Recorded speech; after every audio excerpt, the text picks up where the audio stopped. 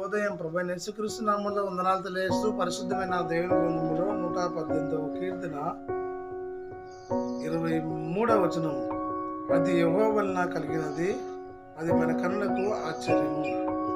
ఇది యెహోవా ఏర్పాటు చేసిన దినము, దీని యందు మనము ఉత్సహించి సంతోషించుదాము. ప్రార్థన చేసుకుందాం. పరిశుద్ధుల ప్రేమ తండ్రి, వందనాలు స్తోత్రాలు చెల్లించుకుంటూ వాక్యం దానించి ధరించడానికి మహిమ చెల్లిస్తే యేసయ్య నామములో ప్రార్థించి అడిగి వేడుకొనిచున్నాము తండ్రి. దేవుడైనటువంటి యెహోవా ఏర్పాటు చేసిన దినం మనం సంతోషించగలను.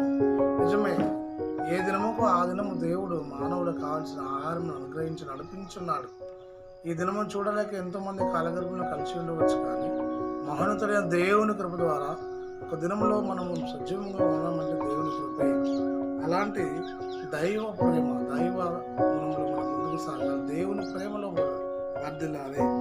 దినదినములు ఆయన మనకు ఆయుష్కాలం పొడిగించి కాపాడుతూ, పోషిస్తూ, సంరక్షిస్తూ ముందుకు నడిపించుచున్నాడు.